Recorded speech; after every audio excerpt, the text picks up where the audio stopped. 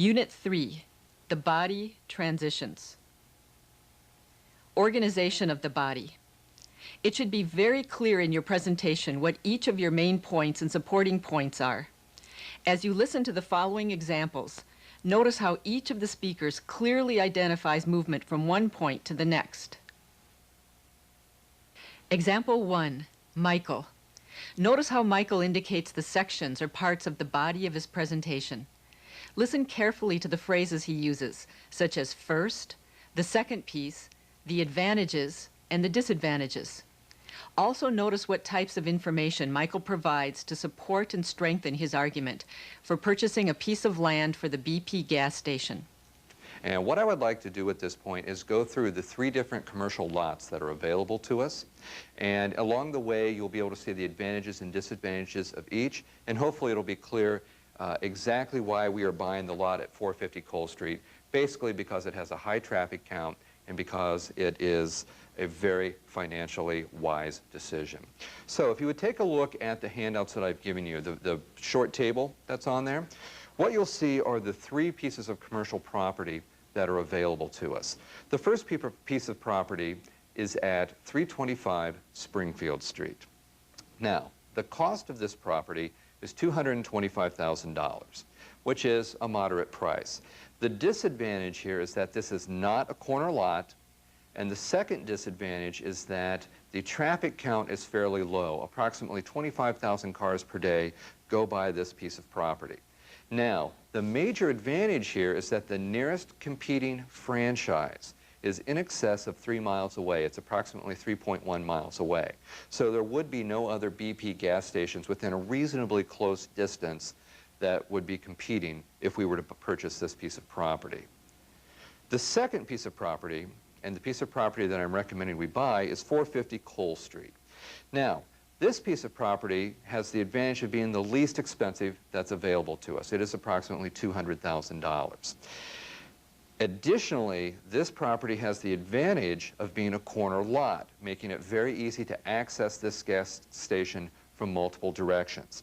The traffic count here is also relatively high. Approximately 35,000 cars per day will go by this piece of property. Those are 3 advantages, but the key disadvantage here is that the nearest competing BP gas station is approximately 2 miles away, which is significantly closer than the other pieces of property. Finally, the third lot that is available to us, 715 MacArthur Street. Example 2, Amit. Listen for the phrases that Amit uses to move from one point to the next. Amit also uses a variety of ways to make his points clear. As you listen, notice what he says to make each point clear. Now we'll talk a little bit about team building in the 21st century and the 3 most important things that you as managers and as executives need to remember to formulate successful teams in the workplace. We've all heard about the KISS principle, the keep it simple, stupid principle. And it's so unbelievable that when we talk about definite goals, we talk about companies which have these vague mission statements, which have these goals given to their employees, goals that state we will be number 3 in our industry in the 4th quarter of this year. Now that is not a definite goal, mind you.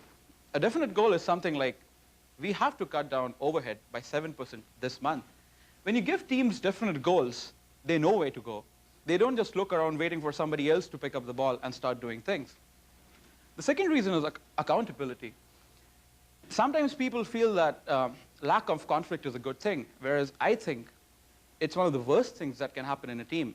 You have a bunch of people sitting around a table and a ball lying right in the center, and nobody wants to pick up that ball just because nobody's accountable. Talk a little bit about the magic pill, which teams are supposed to be. The Greeks invented a word for it a long time back. We now call it panacea, something that can be used for every ailment out there possible. Now think about the other ailments that might be afflicting your teams. Think about where your organization might be going wrong. You might just have lousy product design.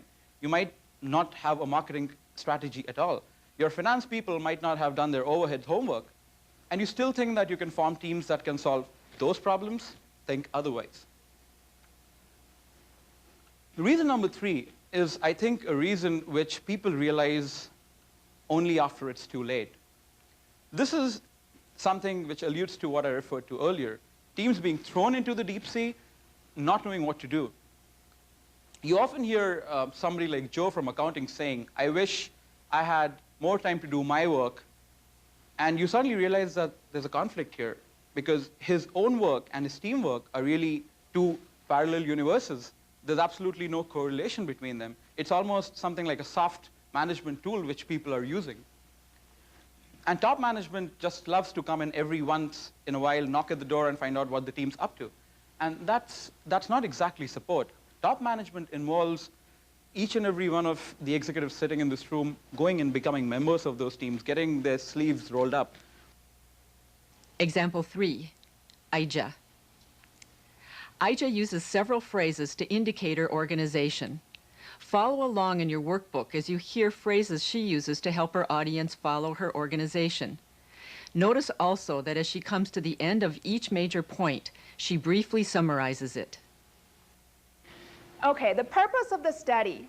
The purpose of the study is to investigate how person-job fit and person-organization fit are perceived in different stages of the interviews. When I say different stages of the interviews, actually they refer to the initial interview, the final interview, and the single interview. What do they mean? The initial interview and the final interview, they are interviews that are used when organizations want to select a certain number of applicants, to go to a final interview where, a final job offer is established. And then contrary to the single interview and the final interview, contrary to the initial interview and the final interview, a single interview is actually used when there's only one interview conducted before the final job offer is given. So to summary, the purpose of my study is to investigate how person-job fit and person-organization fit are perceived differently in these 3 different stages of the interviews. All right, actually before I go any further, it's very important that I define the 2 phrases, person-job fit and person-organization fit. First, person-job fit is the compatibility of individuals with jobs. What does that mean? That is, when an organization would like to select applicants, they want to see whether the applicant fit what the job requires. Specifically, the dimensions used for comparison include knowledge, skills, abilities, interests, job characteristics, and personality. An organization wants to see whether the individual's knowledge, skills, abilities fit what the job requires. For interests, they refer to the vocational interests. That is, whether the individual's vocational interests match what the job's vocational interest is. And also for job characteristics, that means an organization wants to select a person that desires the type of job characteristics that's offered by the job. For example, if a job requires a high level of autonomy, the organization wants to find a person that also values, or that the person that also desires the level of autonomy that's offered by this job. That's another comparison between person and job. And also, finally, personality. It's just very straightforward. Personality just means that the organization wants to find a person that has a personality that the job requires. For example, for a sales job, an organization might want to find a person that is extrovert, to fit this job. The second type of fit is the person-organization fit. It's the compatibility of individuals with the organization. Same thing, the dimensions used for comparison are the values and goals of the organization and of the individuals. For example, if a high-tech organization values very much on innovation, they want to find a person that also values innovation to fit this job. So that's the difference between these 2 types of jobs, these 2 types of fits.